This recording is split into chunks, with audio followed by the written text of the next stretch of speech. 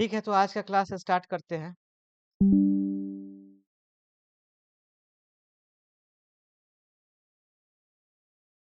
Last class में बतला रहे थे कि हम लोग इकोनॉमी स्टार्ट करने जा रहे हैं, इकोनॉमी का मॉडल डी।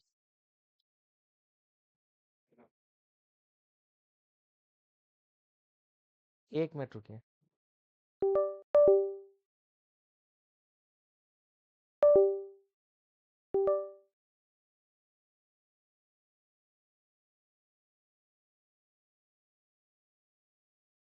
इकोनॉमी का मॉडल डी स्टार्ट कर रहे हैं, जहाँ पे हम लोग को फाइनेंशियल मार्केट के विषय में जानना है। तो डिस्कस कर रहे थे कि कोई भी आप इन्वेस्टमेंट है,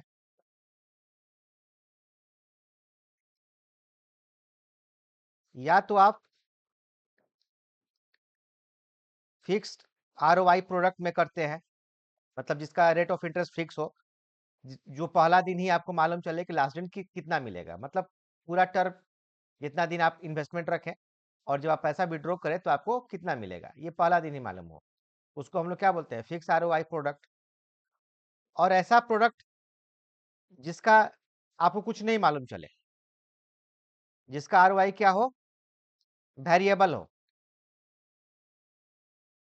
कोई भी नहीं बता सकता है कि नेक्स्ट डे क्या होगा, या अगला बार क्या होगा, या 2 साल के बाद क्या होगा, या 10 ही साल के बाद क्या होगा। वो क्या हो जाएगा, वेरिएबल आरओआई हो जाएगा। फिक्स आरओआई वाला जो प्रोडक्ट है, ये आपको इसका ग्राफ कैसे होगा, इस प्रकार होगा, एक्स एक्सिस के पैरेलल होगा। ये भी कभी अगर एग्जाम में आपसे पूछे कि इसका ग्राफ कैसा होगा, तो एक्स एक्सिस के ये पैरेलल होगा, इसमें कोई वेरिएशन नहीं होगा, जीरो वेरिएशन, जीरो वेरिएशन। लेकिन जो वेरिएबल आरओआई प्रोडक्ट है, इसमें वेरिएशन होगा, इस टाइप का वेब टाइप का जो है इसका ग्राफ होगा। अब ये वेब छोटा होगा बड़ा होगा, तो डिपेंड करेगा कि कितना रिस्की प्रोडक्ट है। ज्यादा रिस्की प्रोडक्ट होगा तो उसका वेव में भी ऐसे जाएगा, बड़ा सा वेव बनेगा। ठीक है, करंट का वेव जिस तरह बनता है उस टाइप का ये वेव बनेगा। तो फिक्स वाला जो प्रोडक्ट है आपको कहाँ से मिलेगा, तो बैंक से मिलेगा, या पोस्ट ऑफिस से मिलेगा, पोस्ट ऑफिस, या फिर और भी फाइनेंशियल इंस्टीट्यूशन से मिल सकता है। इसका रेट ऑफ इंटरेस्ट वही पार्टिकुलर इंस्टीट्यूशन ही फिक्स करेगी। जैसे कि बैंक का अगर कोई प्रोडक्ट है, बैंक का अगर एफडी है, तो बैंक खुद ही रेट ऑफ इंटरेस्ट फिक्स करेगी। आरबीआई उसको नहीं बतलाएगी कितना रेट ऑफ इंटरेस्ट उसको रखना है। तो पार्टिकुलर बैंक का अलग होगा एफडी का रेट ऑफ इंटरेस्ट, जो फिक्स आरओआई वाला जो प्रोडक्ट होगा। इसमें एक विशेषता क्या है कि लिक्विडिटी इसका ज्यादा होता है, हाई होता है। लिक्विडिटी का मतलब कैश में आप जल्दी से कन्वर्ट इसको कर सकते हैं। वेरिएबल वाला जो प्रोडक्ट है, ये आपको मार्केट से मिलेगा। तो दोनों का अपना अपना इंपॉर्टेंस है। लास्ट क्लास में ये हम एक डिस्टिंग्विश बतलाए थे कि बैंक से आपको फिक्स वाला प्रोडक्ट मिलेगा, जिसमें आपको मैच्योरिटी क्या होगा, फिक्स होगा। जैसे एफडी आरडी का मैच्योरिटी क्या होता है, फिक्स होता है।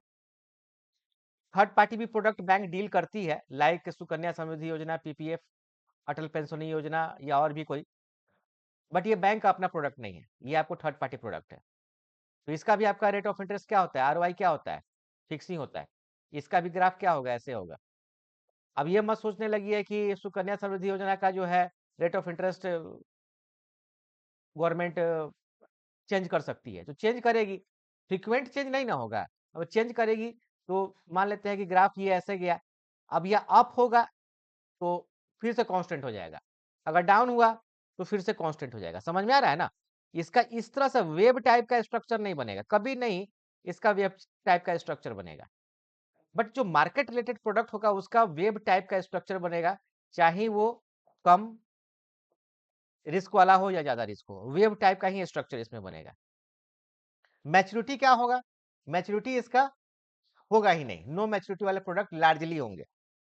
कुछ ऐसे होंगे प्रोडक्ट जो कम मैच्योरिटी के होंगे, ठीक है ना। तो ये सब जानना बहुत इंपॉर्टेंट है। ये सब जानेंगे तब तब तो आप इसका डिस्टिंग्विश कर पाएंगे ना।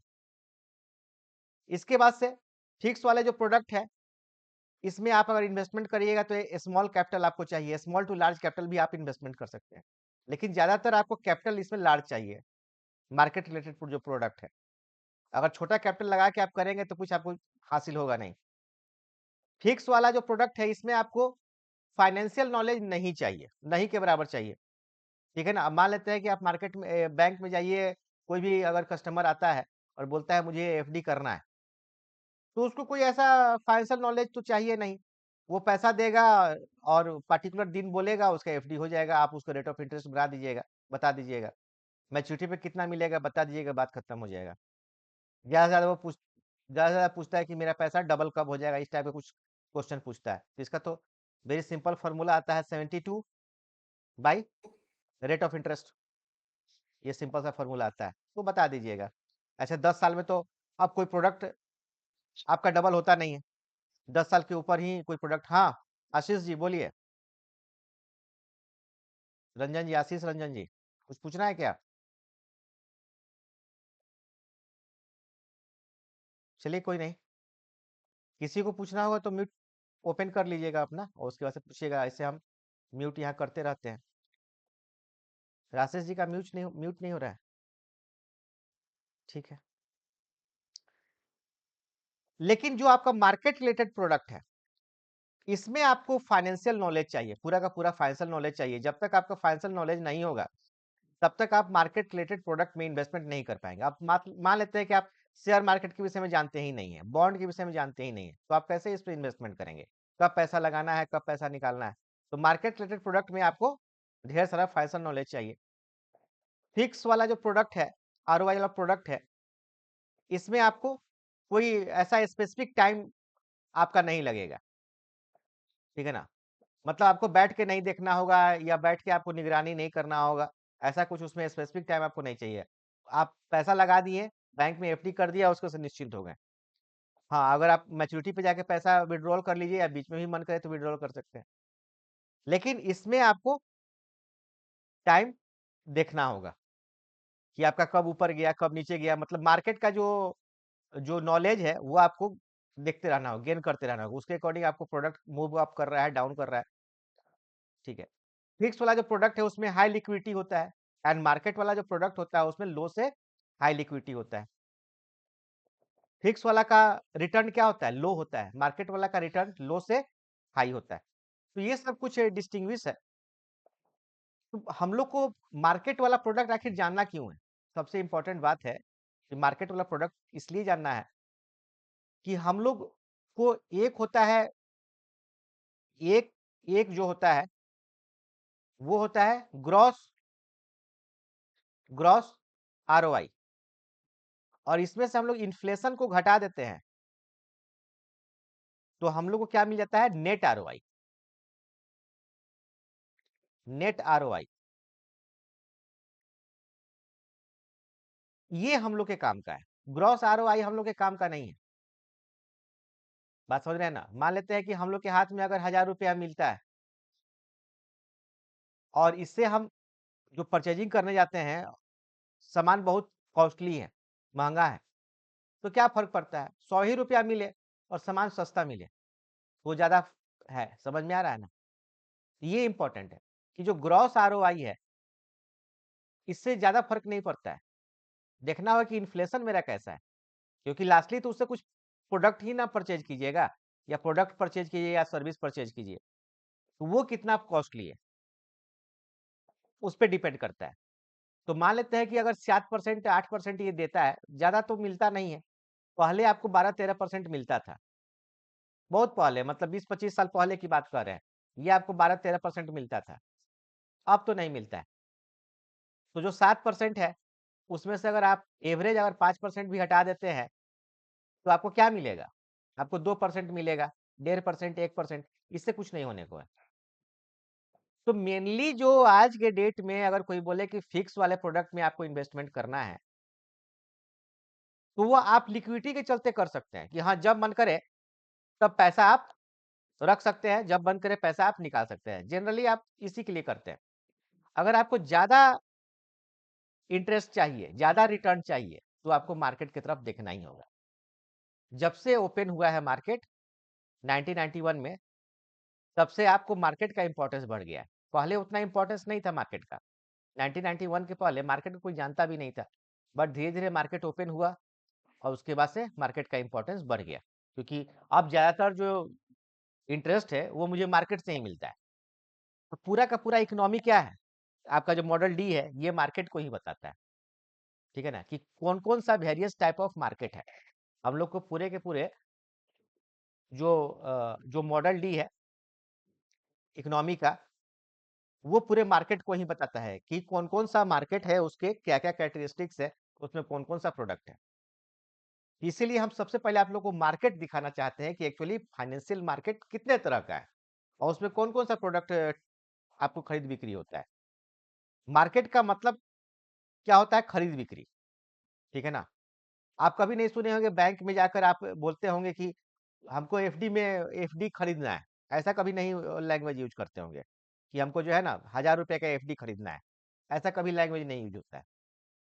इसलिए फिक्स रेट वाले प्रोडक्ट में खरीद बिक्री वर्ड यूज़ नहीं होता है। ट्रेडिंग वर्ड यूज़ नहीं होता है। बट मार्केट वाला जो प्रोडक्ट है उसमें ट्रेडिंग वर्ड यूज़ होता है। आप बोलते हो कि हाँ, हमको शेयर परचेज़ करना है, बॉन्ड परचेज़ करना है। ऐसा आप वर्ड यूज़ करते हैं।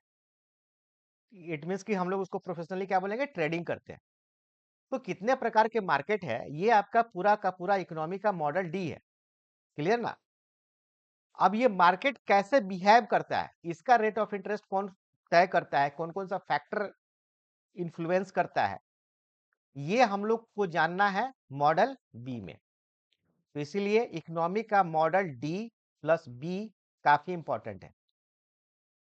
ए और प्लस सी जो है, ये थ्योरेटिकल मॉडल है। अगर आपका डी बी स्ट्रांग है, तो ए एंड सी जो है ये थ्योरेटिकल मॉडल है। इसमें कुछ खास है नहीं, पढ़ना तो पड़ेगा ही, क्वेश्चन आएगा ही, आता ही है। मान के चलिए कि अगर 50-50% कीजिए तो ये 60-40 का रेशियो हो सकता है या 60 इससे भी ज्यादा, ठीक है ना? 70-30 का रेशियो हो सकता है। क्या बोलती है ये? अच्छा, अभी तो चली गई हैं, रेशमा चली गई हैं। नहीं रहती तो बता सकती थी क्योंकि एग्जाम दे के अभी आई हैं। चलिए कोई नहीं, आप लोग में से कोई एग्जाम दिया है तो बताइए, लास्ट वाला एग्जाम कोई दिए हैं कि कितना कितना का रेशियो रहता है, कुछ बताइए, शेयर कीजिए। ये तो मेरे पास जो स्टूडेंट बतलाते हैं और बहुत सारे से हम देख रहे हैं, तो उसमें यही रहता है कि बी एंड डी से ज्यादा रख का आपको क्वेश्चन पूछा जाता है। 70% क्वेश्चन आपका बी एंड डी से रहता है एंड 30% क्वेश्चन जो है आपका ए एंड सी से रहता है। तो ए सी का भी इंपॉर्टेंस है, बट उतना उतना नहीं है। क्लियर ना? किधर गया?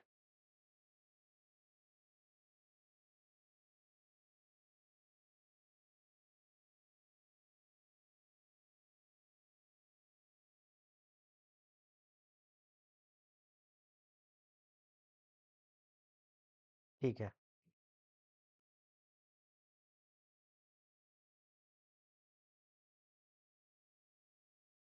तो हम लोग को मॉडल डी पढ़ रहे हैं जिसमें हम लोग को मार्केट कहेगी वेरियस टाइप ऑफ मार्केट कौन कौन सा है। तो स्टार्टिंग कर रहे हैं वेरियस टाइप ऑफ मार्केट में। जो सबसे पहला मार्केट स्टार्ट होता है वो मनी मार्केट, इसके बाद से कैपिटल मार्केट, ठीक है ना? मनी मार्केट, कैपिटल मार्केट, और money market and capital market को मिलाकर बहुत सारे अलग अलग चैप्टर है, अलग अलग मार्केट है। जैसे कि म्यूचुअल फंड है, तो म्यूचुअल फंड का अपना एक मार्केट है, बट म्यूचुअल फंड का पैसा कहाँ पे जाता है? तो म्यूचुअल फंड एक्चुअली प्रोसेस है, प्रोसेस है। इसका अपना कोई अस्तित्व है नहीं। समझ में आ रहा है ना? इसका क्योंकि ये ये जो ये जो है, इसमें वेरियस टाइप ऑफ फंड है। इतना तो आप लोग भी जानते होंगे कि इसमें आपका वेरियस टाइप ऑफ फंड है, इसका अपना एक प्रोसेस है और उसके थ्रू ये पैसा मनी मार्केट, कैपिटल मार्केट में लगती है। उसी प्रकार इंश्योरेंस का जो यूलिप प्लान है, ये भी एक प्रकार का क्या है? प्रोसेस है। इसका ही पैसा मार्केट में लगता है।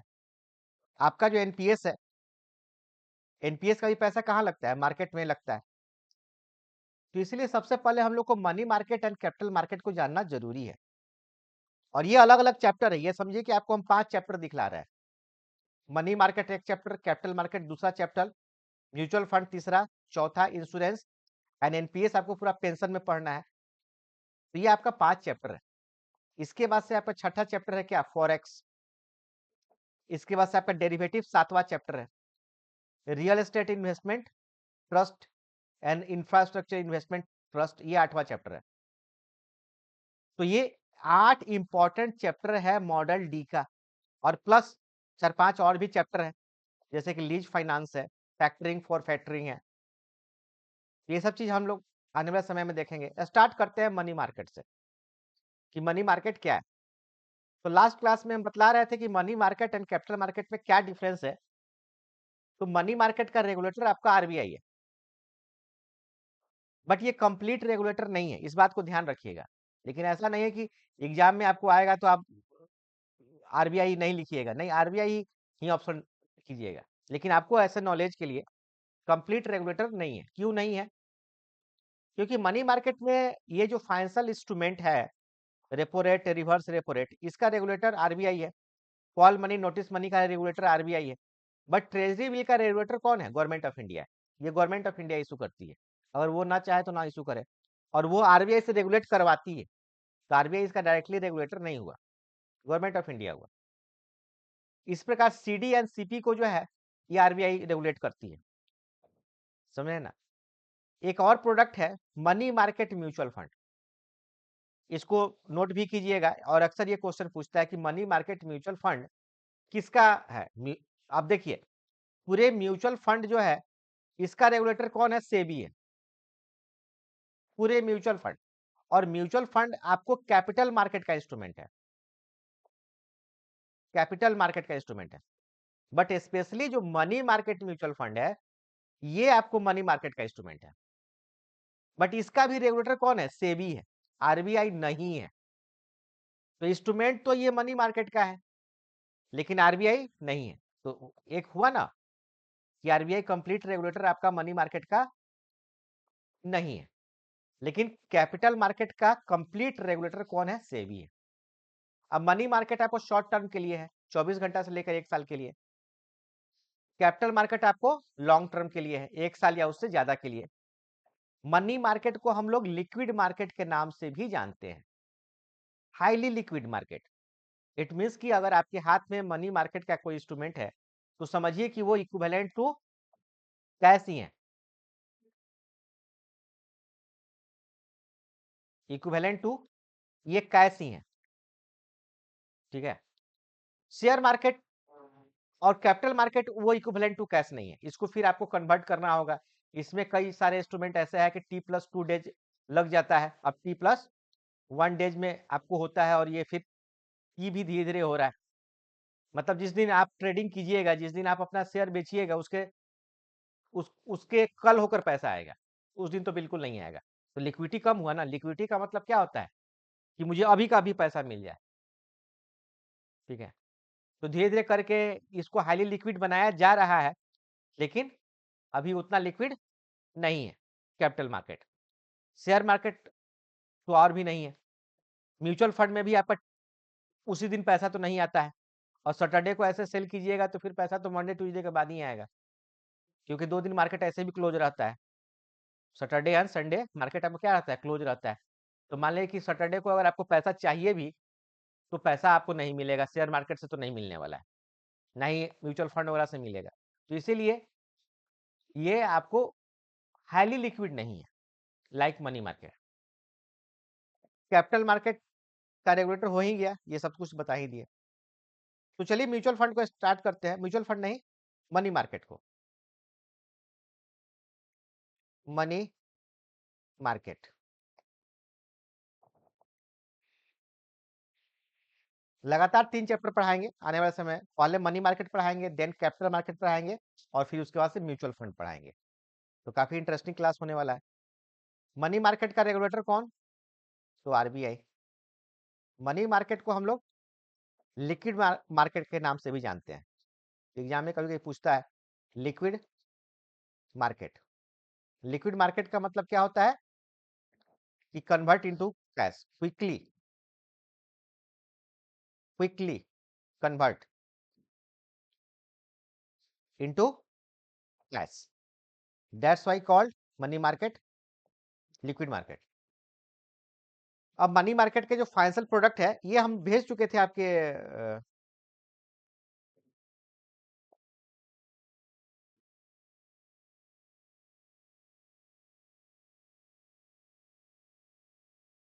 एक नोट्स आपको भेजे थे, उसको निकालते हैं।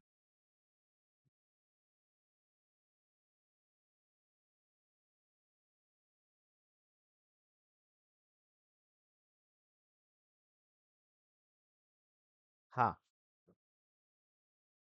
इसमें मनी मार्केट है। मनी मार्केट में ये सारे फाइनेंशियल प्रोडक्ट दिया है, call money, notice money, term money.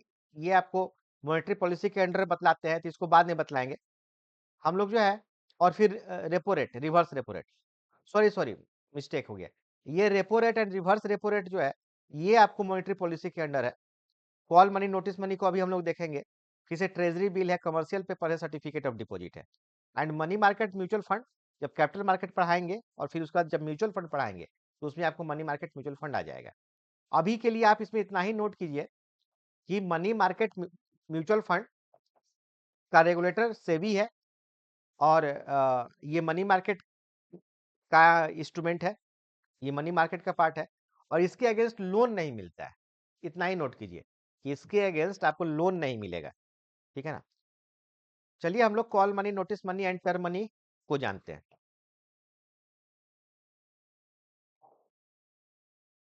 सबसे पहला इसका instrument call, notice and term.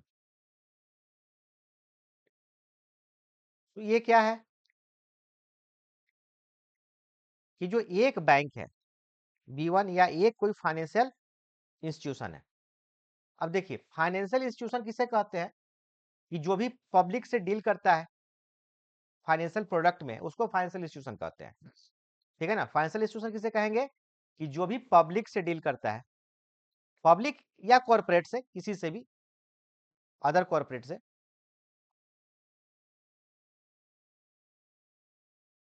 Deal करता है। कैसा प्रोडक्ट में? फाइनेंशियल प्रोडक्ट में, फाइनेंशियल प्रोडक्ट में। तो जो डील करेगा उसको क्या बोलेंगे? जो बेचेगा उसको क्या कहेंगे? फाइनेंशियल इंस्टीट्यूशन कहेंगे। तो चाहे वो बैंक हो, चाहे वो कोई इंश्योरेंस कंपनी हो, चाहे कोई म्यूचुअल फंड कंपनी हो, चाहे कोई कैपिटल मार्केट कंपनी, वो सारा का सारा क्या है? Financial institution. तो मनी मार्केट में बैंक के अलावा अदर फाइनेंशियल इंस्टीट्यूशन भी पार्टिसिपेट होते हैं, इसलिए हमने यहाँ दोनों लिखा। अब कौन कौन से वो बैंक है और कौन कौन से फाइनेंशियल इंस्टीट्यूशन है, इसका भी लिस्ट अभी आपको देंगे, एग्जाम में ये पूछता भी है। तो जो एक बैंक या एक फाइनेंशियल इंस्टीट्यूशन जो दूसरे बैंक को लोन देती है, B2 बैंक या दूसरे फाइनेंशियल इंस्टीट्यूशन को लोन देती है, यही लोन ये तीन प्रकार का होता है: call money, notice money and term money. Call, notice and term. But इसका नाम लोन नहीं है, इसका नाम क्या है? मनी है। अब जरा सोच के देखिए कि काम है लोन, नाम है मनी, क्यों? तो इसमें एक क्लॉज है, कॉल एट एनी टाइम। मतलब जनरली अगर कोई बैंक है किसी कस्टमर को, C1 को, अगर मान लें कि होम लोन देती है, मान लेते हैं कि 10 साल के लिए देती है, तो 10 साल के पहले आप फुल पेमेंट बोलते हैं करने के लिए, नहीं करते हैं। अगर आप बोले, अगर आप मांगिएगा फुल पेमेंट, तो आप ही को लॉस है, बैंक को ही लॉस है। और कस्टमर अगर 1 साल देने के बाद फुल पेमेंट आपको कर दे, तो आपकी मजबूरी है उसको लेना। आप नहीं ये नहीं बोलिए कि 10 साल तक आप रिपेमेंट करते रहिए। आप सिर्फ इतना चाहते हैं कि भाई आप ईएमआई, रेगुलर ईएमआई देते रहिए, बस। रेगुलर ईएमआई देते रहिए, इतना ही से मुझे मतलब है। फुल पेमेंट नहीं चाहिए, समझ रहे हैं ना? क्योंकि फुल पेमेंट के बाद तो आपका उससे, बॉर्रोवर से रिलेशनशिप ही खत्म हो गया। बॉर्रोवर आपको बस इंटरेस्ट वो अपने रख लिया, आपको नुकसान हो गया। ठीक है ना? और जिस दिन रेगुलर ईएमआई आना बंद हो जाता है, उसके बाद से आप जो है कार्रवाई करते हैं, नोटिस देते हैं, 90 डेज के बाद फिर एनपीए में कन्वर्ट होता है, तो ये सब अलग बात है। लेकिन यहाँ पे क्या है कि अगर एक बैंक दूसरे बैंक को पैसा देती है, call money, notice money and term money contract के अंडर, तो जब भी पहला बैंक फुल अमाउंट मांग ले उसको देना है। तो इसीलिए इसका नाम क्या है, मनी है। क्योंकि शुरू में ही बता चुके हैं कि मनी मार्केट को हम लोग हाईली लिक्विड मार्केट के नाम से जानते हैं, पहले ही बता चुके हैं। तो लिक्विडिटी का तो कुछ ना कुछ इसमें गुण होना चाहिए ना, तभी ना लिक्विड मार्केट, नहीं तो फिर काहे का लिक्विड मार्केट। तो लिक्विड मार्केट है का क्या इसमें कैरेक्टरिस्टिक्स है कि जो बैंक लोन देती है वो जिस दिन चाहे जब चाहे वो मांग लेगी और वो पार्टी को देना होगा, समझे, वो इनकार नहीं कर सकती है, वो फिर जहां से भी अरेंजमेंट करके दे। इसीलिए इसका नाम जो है आपको मनी है। पहला तो जो है क्वेश्चन का आंसर मिल गया। अब ये कॉल, नोटिस, टर्म मनी, ये तीन नाम क्यों? तो ये तो आप भी जानते होंगे कि कॉल जो है वो 24 आवर के लिए है, एक बैंक भी दूसरे बैंक को लोन देती है या लेती है, वो 24 आवर के लिए है। नोटिस 2 दिन से लेकर 14 डेज के लिए है। एंड टर्म मनी जो है ये आपको 15 दिन से लेकर 1 साल के लिए है। समझ में आ रहा है ना, 1 साल के लिए। तो ये सारा चीज आपको मालूम ही है, ठीक है।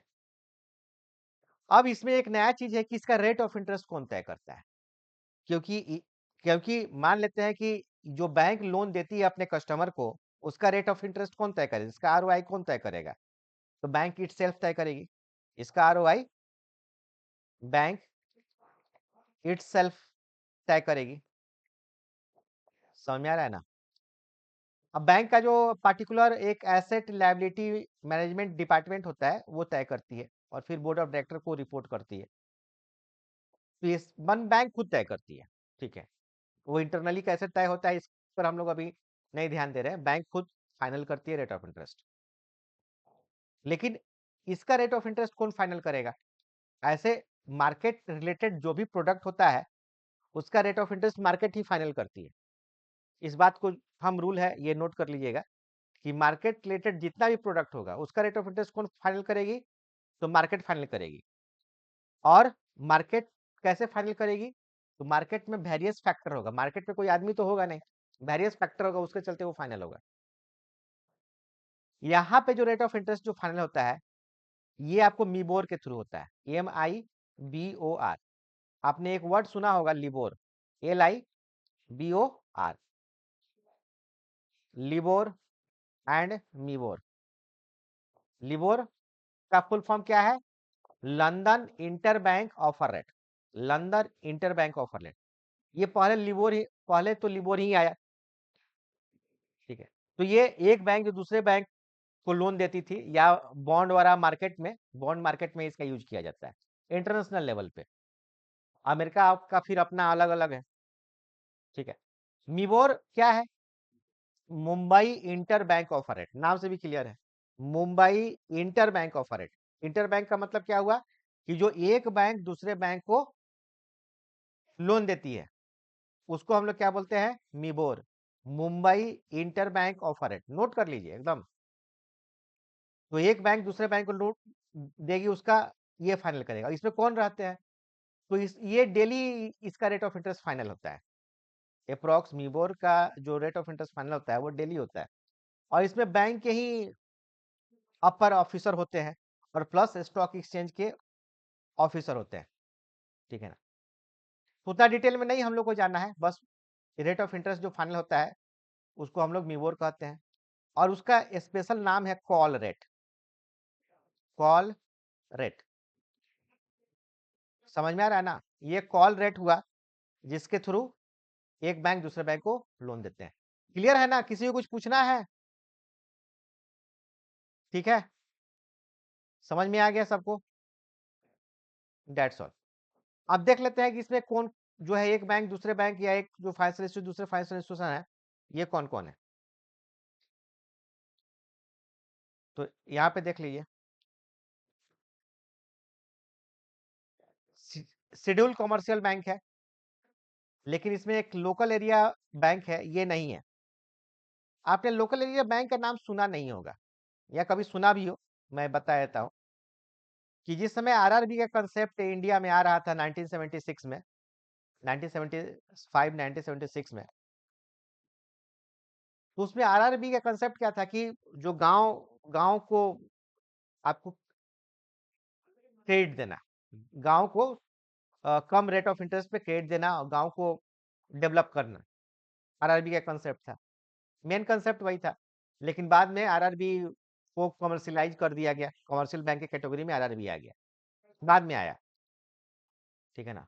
आरआरबी पहले आपको call money, notice money and term money में डील नहीं करती थी, लेकिन अभी हाल के कुछ सालों में डील करने लगी है, इसीलिए आरआरबी भी आपको call money, notice money, term money में आ गया। ये पहले नहीं था। जब हम पढ़ाना शुरू किए थे 2013 में, तो उस समय आरआरबी नहीं था, अभी कुछ साल पहले आया है। उसके बाद से आपका इसमें, हाँ, तो लोकल एरिया ये बैंक क्या है कि पंजाब एंड हरियाणा के कुछ क्षेत्रों में, अब पंजाब हरियाणा में आप घूमिएगा ना, तो वहाँ वो डेवलप आपको है, वहाँ का विलेज भी काफी डेवलप है, तो इसीलिए वहाँ पे आरआरबी का कंसेप्ट बनता नहीं था। तो कैसे, उसके लिए क्या किया जाए, तो उसके लिए आरआरबी ने लोकल एरिया बैंक को लेकर आ गया। समझ में आ रहा है ना, लोकल एरिया बैंक को लेकर आ गया कि लोकल एरिया बैंक के थ्रू वहाँ पर जो भी बैंकिंग काम है उसको देखा जाएगा, और लो रेट ऑफ इंटरेस्ट पे को क्रेडिट फैसिलिटी दिया जाए। तो आज भी वो काम करता है, ऐसा नहीं है कि नहीं काम करता है, लेकिन उस वो आपको call money, notice money and term money में पार्टिसिपेट नहीं होता है, इसलिए लिखा हुआ एक्सक्लूडिंग लोकल एरिया बैंक। तो यही आपका सब पॉइंट है, पूछ सकता है कि call money, notice money and term money में कौन कौन पार्टिसिपेट करता है या नहीं करता है, out man out. Schedule commercial bank तो सारे हैं, वो तो काम करेंगे ही। ठीक है ना। कोऑपरेटिव बैंक भी एक दूसरे को लोन दे सकते हैं, लेकिन इसमें एक लैंड डेवलपमेंट कोऑपरेटिव बैंक होते हैं, वो नहीं दे सकते हैं। ऐसे कोऑपरेटिव बैंक तो अपने खतरनाक टाइप का होते हैं। इसमें एक लैंड डेवलपमेंट कोऑपरेटिव बैंक है, ये आपको लोन नहीं दे सकते हैं, नहीं ले सकते हैं। प्राइमरी डीलर ये पार्टिसिपेट कर सकते हैं। प्राइमरी डीलर क्या होते हैं, तो प्राइमरी डीलर गवर्नमेंट सिक्योरिटीज में डील करते हैं। ठीक है ना। प्राइमरी डीलर का लाइसेंस कौन देता है, तो गवर्नमेंट ऑफ इंडिया खुद देती है।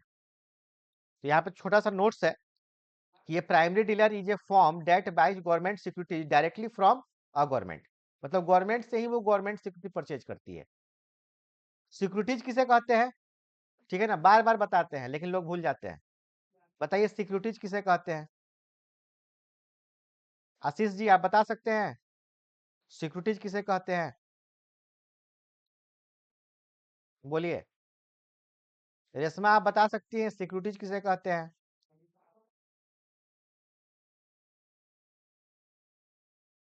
कोई नहीं बता सकता है, ऐसा थोड़े है।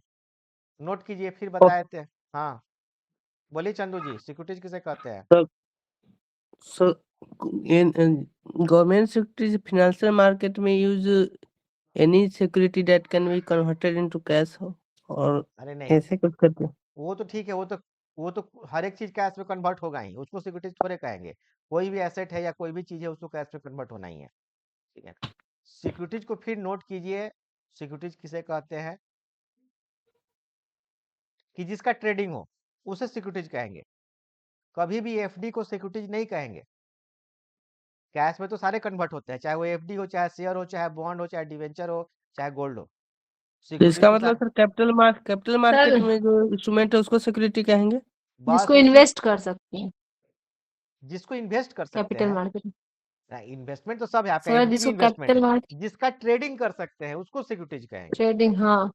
ये हमने 1000 बार बतलाया है। ठीक है ना, फिर बताते हैं, अब फिर कुछ देर के बाद हम्म, आप लोग भूल जाएंगे। ठीक है ना।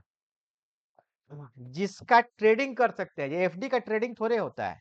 एफडी तो जिस आदमी के नाम से हो दूसरे आदमी के नाम से ट्रांसफर भी नहीं होता है, एफडी का ये कैरेक्टरिस्टिक्स है। लेकिन शेयर क्या है, ट्रांसफर ही होता है। तो सिक्योरिटीज उसे कहते हैं जिसका ट्रेडिंग हो सके, जो मार्केट रिलेटेड प्रोडक्ट है उसको सिक्योरिटीज कहते हैं।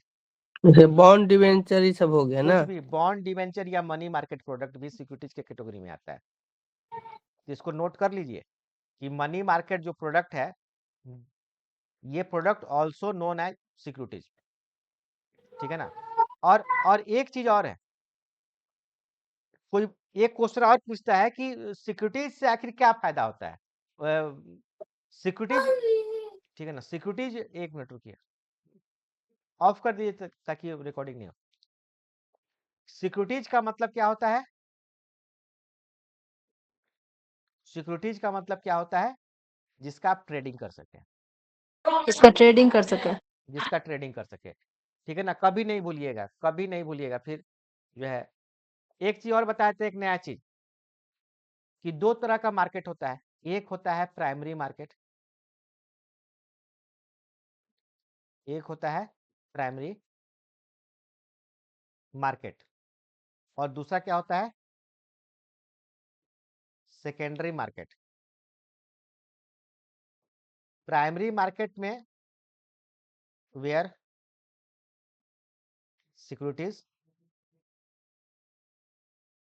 फर्स्ट टाइम इशू, उसको हम लोग क्या बोलेंगे? Primary market. Like IPO. IPO मतलब इनिशियल पब्लिक ऑफर, ठीक है ना? सेकेंडरी मार्केट में क्या होगा? कि ट्रेडिंग होगा। सेकेंडरी मार्केट ट्रेडिंग पर्पस के लिए। ट्रेडिंग का मतलब वही होता है, बाई सेल होता है, दूसरा कुछ नहीं होता है। बस है ना? एक छोटा सा एग्जांपल लेते हैं कि जैसे कोई कंपनी है, अब ये कुछ भी इंस्ट्रूमेंट मार्केट में लेकर आ रही है, मान लेते हैं सेबी से ही परमिशन लेती है, तो ये जो आईपीओ आया, इसका सबसे पहले आईपीओ आता है, और ये कोई लेता ही है, चाहे वो पब्लिक ले चाहे कॉर्पोरेट ले, और इसके बाद से इसका रजिस्ट्रेशन होता है किसी ना किसी स्टॉक एक्सचेंज के थ्रू, एंड देन इसका ट्रेडिंग होता है। तो जो आईपीओ में खरीद बिक्री होता है, उसको हम लोग क्या बोलते हैं? Primary market. और जनरली इसको जो सेल करता है, उसको हम लोग मर्चेंट बैंकर कहते हैं। तो bank as a merchant banker काम करती है, जो आपको पीपीबी में पढ़ना है। बताया ना कि मार्केट बहुत बड़ा है, जिसको जानना है। एफडी आरडी तो एक फिक्स मार्केट है, मैं एक फिक्स आरओआई वाला है, क्योंकि जो वेरिएबल आरओआई वाला है, ये बहुत बड़ा है, सबको जानना पड़ेगा। और यहाँ पे जो ट्रेडिंग होगा, इसको हम लोग क्या बोलते हैं? Secondary market. अब यहाँ इंपॉर्टेंट है कि मनी मार्केट जो है, मनी मार्केट, ये मनी मार्केट आपको 1 साल से कम के लिए, 24 घंटा से 1 साल से कम के लिए, 1 ईयर से कम के लिए। समझ में आ रहा है ना? तो मनी मार्केट के प्रोडक्ट को भी हम लोग सिक्योरिटीज कहते हैं, मतलब खरीद बिक्री होता है। तो जनरली पहले ये सिक्योरिटीज नहीं था। ये क्वेश्चन बार बार पूछता है कि मनी मार्केट प्रोडक्ट को हम लोग सिक्योरिटीज कहेंगे कि केवल फाइनेंशियल इंस्ट्रूमेंट कहेंगे? क्योंकि फाइनेंशियल इंस्ट्रूमेंट तो आप किसी को भी कह सकते हैं, ये सिक्योरिटीज है कि नहीं? तो जनरली सिक्योरिटीज जब बन जाता है, मतलब सेकेंडरी मार्केट में उसको लिस्टेड कर दिया जाता है, इसका लिक्विडिटी और हाई हो जाता है। समझ में आ रहा है ना? पहले से वो लिक्विड, और इसका लिक्विडिटी क्या हो जाता है? और हाई हो जाता है। और फॉर एग्जाम्पल, जैसे कि आपके हाथ में मान लेते हैं कि ट्रेजरी बिल है, एग्जाम्पल, कि आपने जो है ट्रेजरी बिल ले लिया कहीं से। अब तो, अब जिसके पास नॉलेज है, नहीं है तो कोई बात नहीं है, लेकिन कोई अगर ले लिया ट्रेजरी बिल, अब ट्रेजरी बिल आपको 3 डेट का होता है, ये अभी कुछ बतलाने वाले हैं, अलग अलग डेट का है। 91 डेज, 182 एंड 364, ये 3 डेट का, 364। हाँ 3 डेट का ट्रेजरी बिल आता है। मान लेते हैं कि आप 91 डेज का ले लिए। अब आपको जो है ना, 1 मंथ के बाद, 30 डेज के बाद आपको कुछ पैसा की जरूरत पड़ गई। अब अब मान लेते हैं कि आपका नाम ए है, अब वो बी को कहाँ ढूंढिएगा?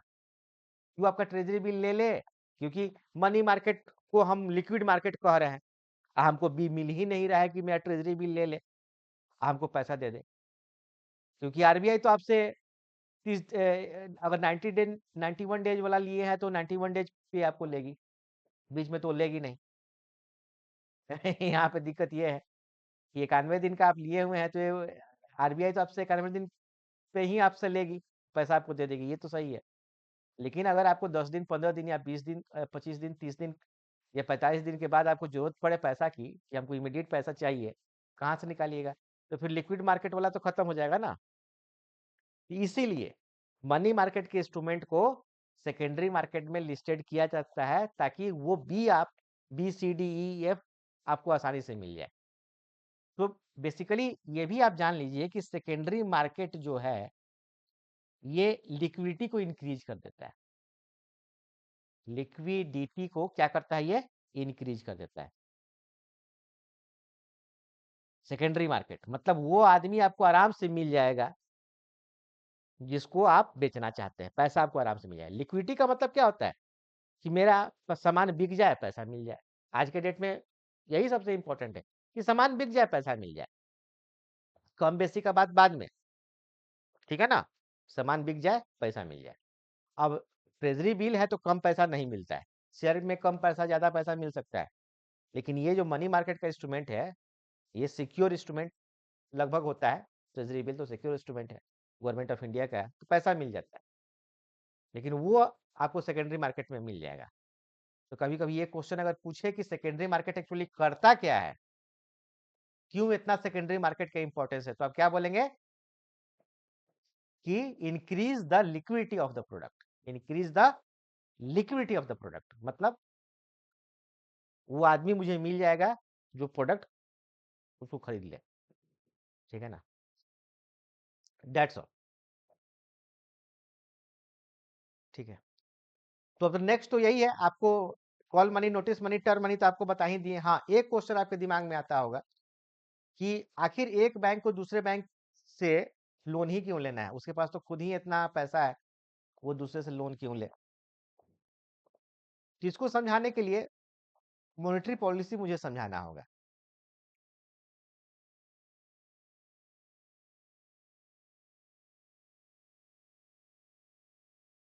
मॉनेटरी पॉलिसी हम नेक्स्ट क्लास में ज्यादा समझा पाएंगे, अभी केवल ये बतला रहे हैं कि मॉनेटरी पॉलिसी के अंडर आरबीआई लिक्विडिटी को कंट्रोल करती है।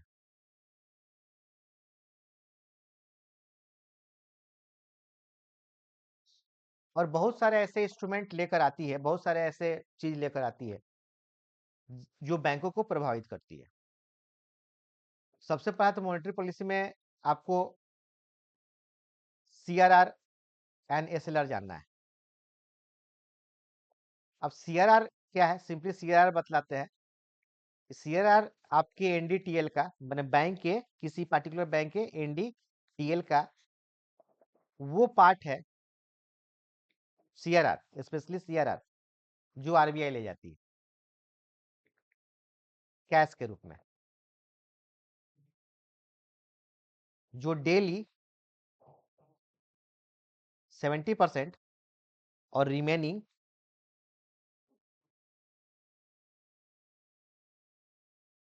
30% 14वां दिन ले जाएगी, 14 डे, जिसको हम लोग फोर्टनाइटली बेसिस करते हैं, जिसको कभी नहीं रिटर्न करेगी। नो रिटर्न,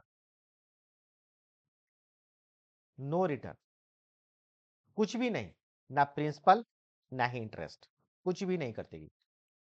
ये आरबीआई का समझिए कि एक प्रकार का अर्निंग आप कह सकते हैं, ठीक है।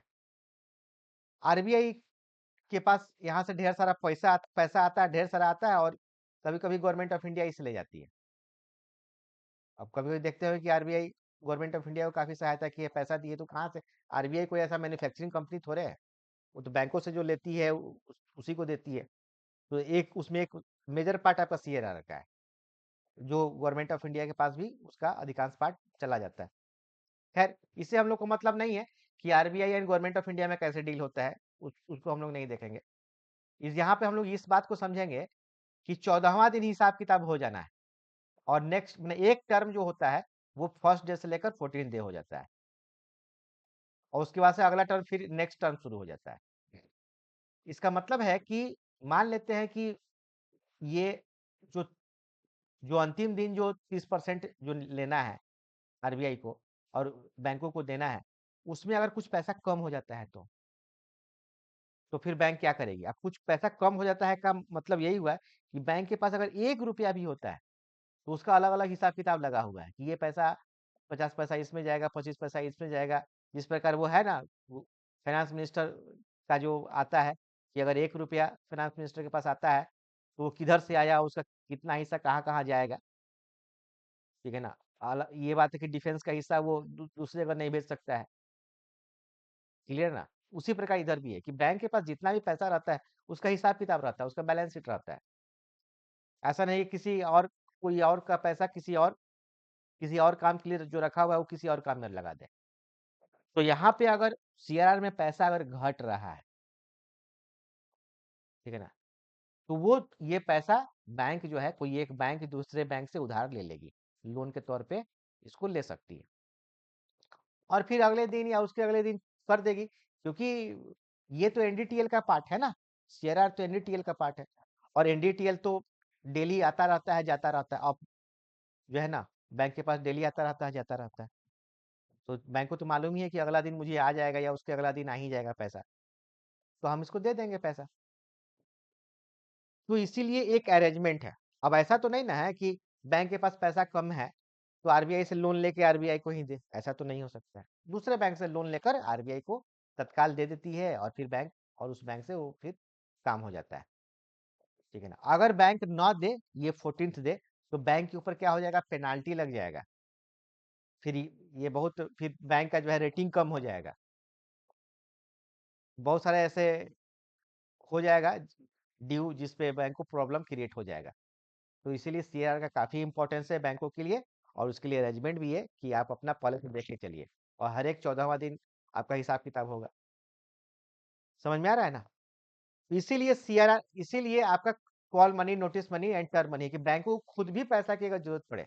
अब बहुत सारा ऐसा आपको है, बहुत सारा ऐसा एग्जाम्पल है। एक तो ये एग्जाम्पल है, दूसरा एग्जाम्पल देते हैं, दूसरा एग्जाम्पल देते हैं कि बैंक का डेफिनेशन क्या है, कि a bank is a financial institution which accept deposit for the purpose of loan and investment. Loan and investment. हाँ, ये एकदम टंग पे होना चाहिए, ठीक है ना? Bank bank is a financial institution which accept deposits for the purpose of loan and investment. ये डिपॉजिट वर्ड एकदम बोलिएगा ही, ठीक है ना? और ये डिफिनेशन कहाँ से मुझे मिला है, तो ये डिफिनेशन मुझे आरबीआई ने दिया है, अंडर अंडर बीआर एक्ट 1949 के अंडर हमको दिया है।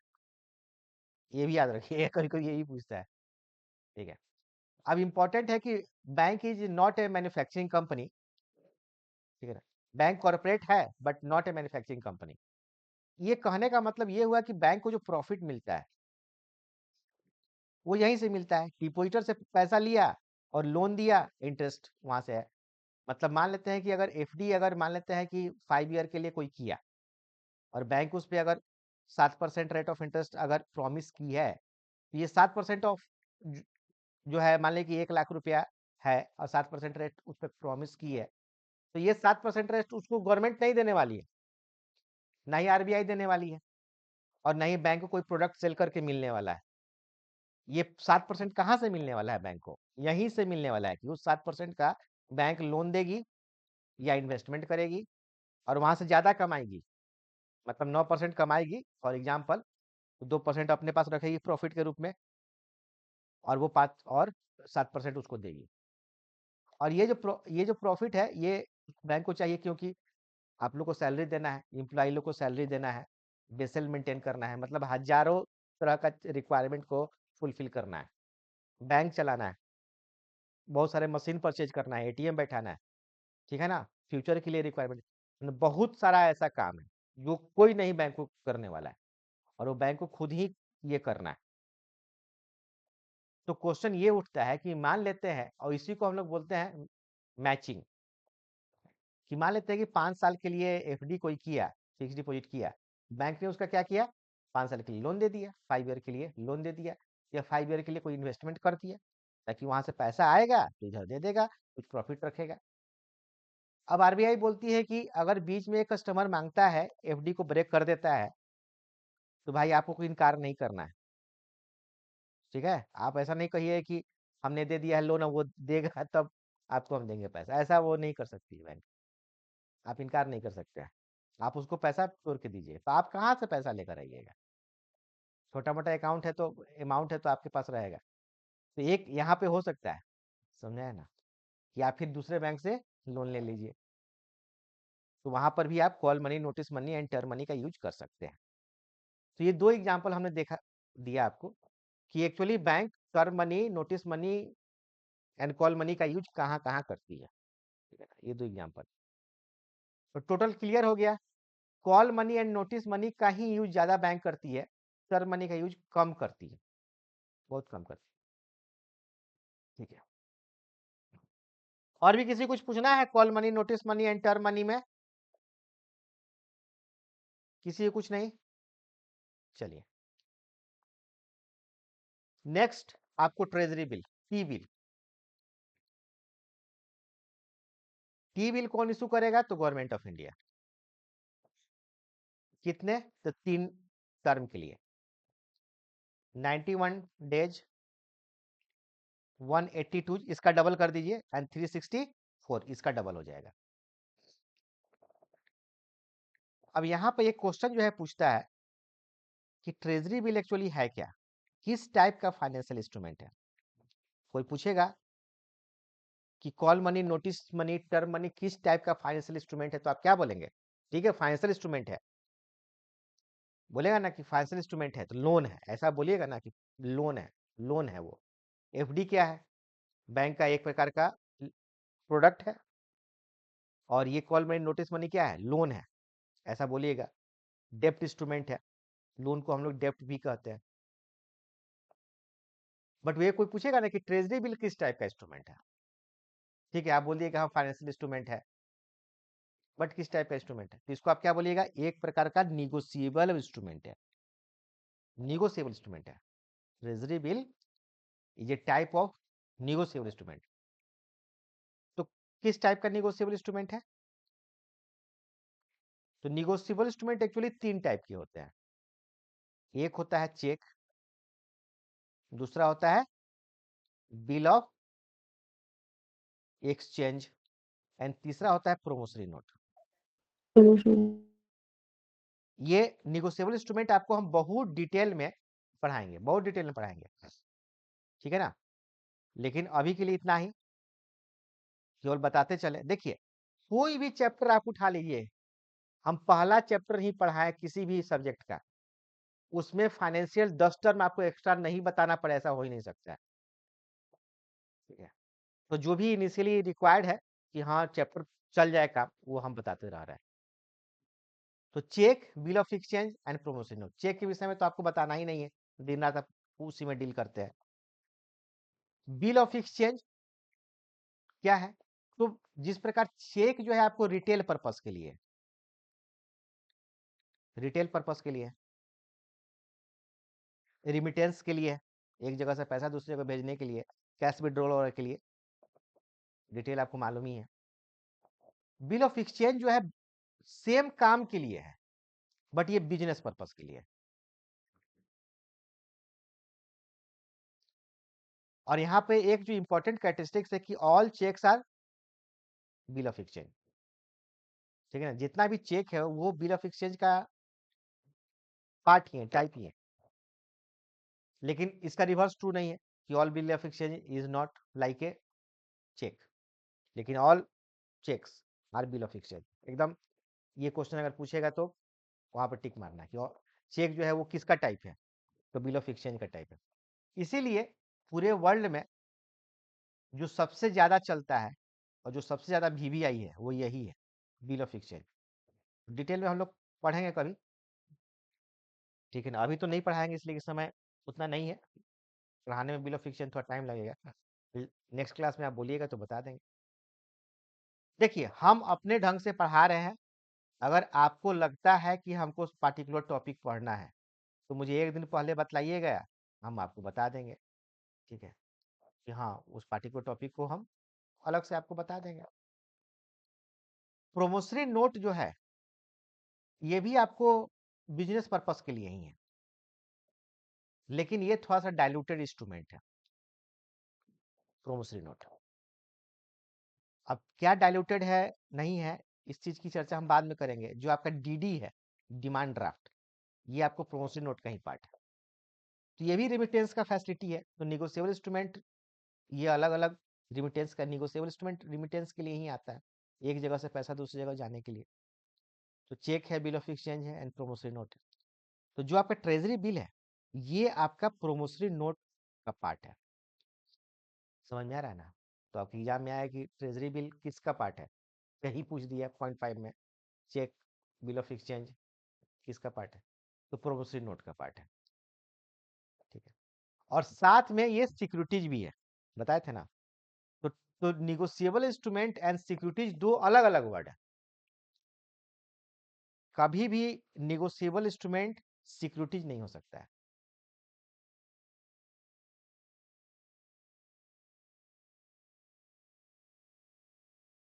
कभी नहीं हो सकता है, नॉट इक्वल। ये जो सिक्योरिटीज है ये अलग अलग टाइप का इंस्ट्रूमेंट है, क्योंकि सिक्योरिटीज जो है वो ट्रेडिंग के लिए,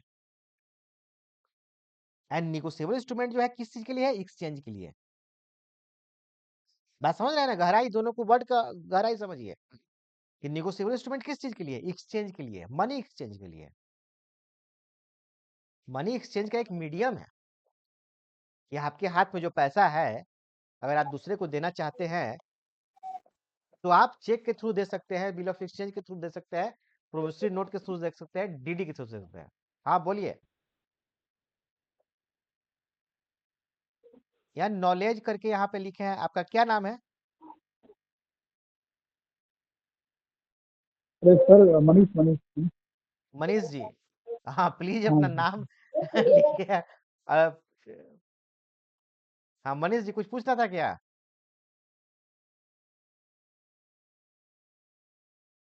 चलिए कोई नहीं। तो नहीं तो मैं, वो हाँ म्यूट मैं हो गया समझा था। रहा था कि जो आपका निगोशिएबल इंस्ट्रूमेंट है वो मीडियम ऑफ एक्सचेंज है। ठीक है ना? एक्सचेंज ऑफ मनी है कि आप मान लीजिए अगर किसी को अगर 10 लाख रुपया देना है तो आप ऐसे अगर हाथ में उसको 10 लाख रुपया दे दिए और उसको अगर कहीं जाना हो, बात समझ रहे हैं ना, दिल्ली से उसको मुंबई जाना हो तो उसका हालत खराब हो जाए। तो 10 लाख रुपया लेके जाए कैसे? रास्ता में जो है कोई ले ले, कैसे उसको लेके जाएगा? जाएगा ही नहीं। लेकिन अगर 10 लाख का उसको चेक अगर दे दीजिएगा या बिल ऑफ एक्सचेंज दे दीजिएगा या प्रोमिसरी नोट या डीडी दे दीजिएगा तो आराम से लेके वो चला जाएगा। तो बेसिकली निगोशिएबल इंस्ट्रूमेंट को क्यों लेकर आया गया था? तो एक आपको रिमिटेंस के लिए लेके आया गया था, लेकिन जो आपका सिक्योरिटीज है, जो आपका सिक्योरिटीज है ये आपको एक्चुअली ट्रेडिंग के लिए आया था। तो यहाँ जो ट्रेजरी बिल है ये निगोसी और कभी भी निगोशिएबल इंस्ट्रूमेंट सिक्योरिटीज हो ही नहीं सकता है। फॉर एग्जांपल, आप कभी भी चेक को बाय सेल कर सकते हैं क्या? बाय सेल नहीं कर सकते, कभी नहीं कर सकते हैं। अच्छा, दोनों का कैरेक्टरिस्टिक्स है, एक तो एक्सचेंज के लिए है, ये ट्रेडिंग के लिए है। सिक्योरिटीज किसी के लिए है? ट्रेडिंग के लिए। निगोशिएबल इंस्ट्रूमेंट किसी के लिए? एक्सचेंज के लिए। एक तो ये इसका कैरेक्टरिस्टिक्स है। दूसरा ये है कि निगोशिएबल इंस्ट्रूमेंट में आपको 100% cash, 100% money, actually money exchange होता है। This is very important. 100% money exchange होता है। इसका क्या मतलब है? मतलब है कि अगर मान लीजिए कि चेक पे अगर 100 रुपया लिखा हुआ है तो सामने वाला पार्टी को 100 ही रुपया मिलेगा। 1 लाख लिखा है तो 1 ही लाख मिलेगा। समझ में आ रहा है ना? जितना पैसा लिखा है उतना ही पैसा मिलेगा, जितना का डीडी है उतना ही का डीडी उसके अकाउंट में जाएगा, जितना का बिल ऑफ एक्सचेंज है, जितना का प्रोमिसरी नोट है उतना ही मिलेगा, ना घट के ना बढ़ा के, एक पैसा भी नहीं। इसीलिए 100% मनी एक्सचेंज यहाँ पे हमने लिखा। बट जो सिक्योरिटीज है उसमें कभी भी 100% एक्सचेंज नहीं हो सकता है, या तो कम होगा या ज्यादा होगा। बहुत रेयर ऑफ रेयरेस्ट केस ऐसा होगा जहां पे जितना में आपने सिक्योरिटी लिया है उतना ही में आपको पैसा मिल जाए। Rare of rarest case. Trading में ऐसा हो ही नहीं सकता है। शेयर में, शेयर ट्रेडिंग कीजिए, किसी चीज की कीजिए, वो ऐसा हो ही नहीं सकता है। तो ये दोनों का अलग अलग कैटेगरी है, दोनों का अलग अलग कैरेक्टरिस्टिक्स है कि सिक्योरिटीज क्यों नाम रखा गया, निगोशिएबल इंस्ट्रूमेंट क्यों रखा गया, और दोनों एक दूसरे का अपोजिट है। लेकिन मनी मार्केट का ये बहुत इंपॉर्टेंट खूबी है कि निगोशिएबल इंस्ट्रूमेंट है, बट इसको सिक्योरिटीज भी नाम रखा गया। समझ रहे हैं ना? ये आपको सिक्योरिटीज भी नाम रखा गया। क्यों रखा गया सिक्योरिटीज नाम? लिक्विडिटी को इंक्रीज करने के लिए। यहाँ पे दूसरा मतलब ये नहीं कि आपको कम पैसा मिलेगा, ज्यादा पैसा मिलेगा, उसके लिए नहीं किया गया। वो जो पर्सन बी आप कहाँ से लेकर आइएगा कि जिसको आप ट्रेजरी बिल बिफोर मैच्योरिटी दे सके, उसको कहाँ से लेकर आइएगा? उसके लिए आपको इसको सेकेंडरी मार्केट में लिस्ट किया गया। ट्रेजरी बिल को सिक्योरिटीज जो है ना, सेकेंडरी मार्केट में लिस्ट होगा तभी वो सिक्योरिटीज कहलाएगा।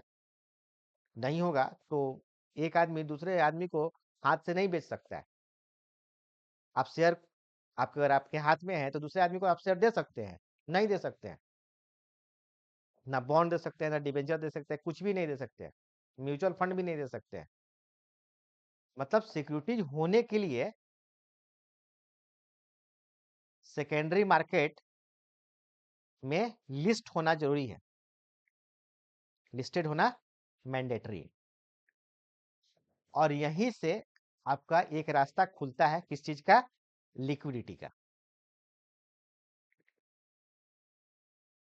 लिक्विडिटी का, यहीं से एक रास्ता खुलता है आपका लिक्विडिटी का।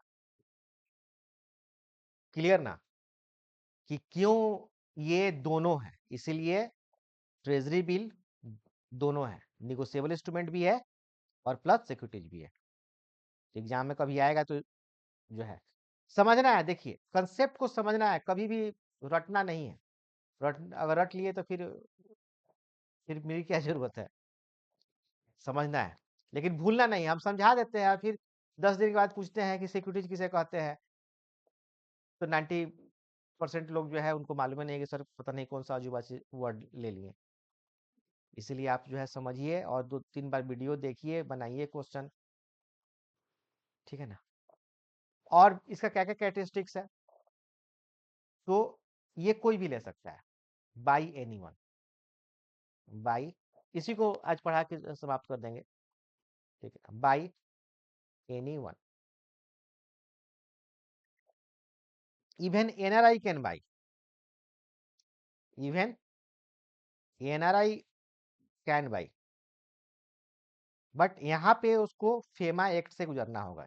FEMA, फेमा एक्ट से गुजरना होगा। फेमा एक्ट आपको फॉरेक्स में पढ़ाएंगे, मॉडल डी में ही पढ़ाएंगे। फेमा एक्ट से गुजरना होगा, फेमा एक्ट 1999 से गुजरना होगा, लेकिन कोई भी इसको परचेज कर सकता है। अब यहाँ पे एक चीज बतलाना इंपॉर्टेंट है कि आज के डेट में RBI डायरेक्ट करके एक साइट है, ठीक है ना? RBI डायरेक्ट, नाम सुना क्या आपने?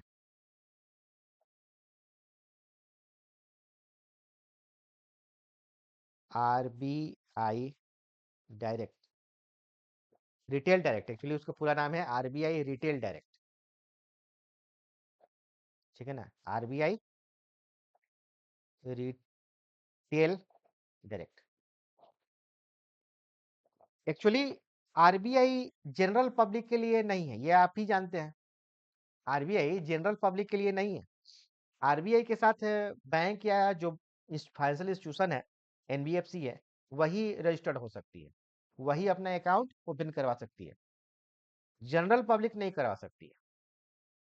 लेकिन कुछ साल पहले, एग्जैक्टली मुझे वो ईयर नहीं याद है, आप खोजिएगा तो मिल जाएगा, RBI जनरल पब्लिक के लिए RBI डायरेक्ट अकाउंट ओपनिंग का स्कीम लेकर आई है कि कोई भी जनरल आदमी अपने घर बैठे, कहीं भी जाने की जरूरत नहीं है, वो RBI यहाँ पे लिखा है open RBI retail direct account, यहाँ पे क्लिक करें और जो इन्फॉर्मेशन आएगा, जो रिक्वायरमेंट आएगा, जो KYC आएगा, मेनली अकाउंट ओपन करने के लिए आपको क्या चाहिए? KYC चाहिए, ठीक है? यहाँ पे लिखा भी हुआ है कि आपको क्या क्या चाहिए। तो mobile number link to your Aadhaar चाहिए, active saving bank account with net banking, पैसा जो आप अब ये यहाँ पे आप जो अकाउंट ओपन होगा, ये भी जान लीजिए कि यहाँ अकाउंट जो ओपन होगा वो डिमांड डिपॉजिट वाला अकाउंट ओपन नहीं होगा। यहाँ जो आपका अकाउंट ओपन होगा वो टर्म डिपॉजिट का अकाउंट ओपन होगा, और वो स्पेशली वो गवर्नमेंट सिक्योरिटीज के लिए अकाउंट ओपन होगा, लाइक ट्रेजरी बिल या कोई बॉन्ड होगा, उसके लिए अकाउंट ओपनिंग होगा। तो जिस बैंक से आपको यहाँ पे पैसा ट्रांसफर कीजिएगा, उसका आपको सेविंग बैंक अकाउंट नंबर चाहिए यूपीआई के लिए या नेट बैंकिंग के लिए, इसीलिए आपको ये फैसिलिटी है। सिग्नेचर तो ऑफ कोर्स चाहिए, ठीक है ना, सिग्नेचर इमेज तो ऑफ कोर्स चाहिए, उसके बिना कहाँ अकाउंट ओपन होगा। और पैन कार्ड चाहिए, और वीडियो केवाईसी आपका होगा, ठीक है।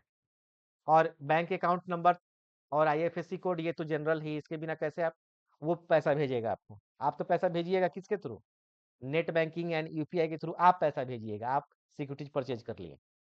और वो जो पैसा अगर आप तोड़िएगा कोई सिक्योरिटीज या मैच्योरिटी हो जाएगा, वो जो पैसा आपको भेजेगा वो कैसे भेजेगा। तो उसके लिए आपको बैंक अकाउंट नंबर आईएफएससी चाहिए, ठीक है ना, और एड्रेस प्रूफ चाहिए। ID proof and address proof तो इनिशियली सबको चाहिए। तो इतना है, ये आप जो है अकाउंट ओपनिंग हो जाएगा, डेट्स ऑल। तो प्रोसेस यहाँ है, इसको हम काट दे रहे हैं।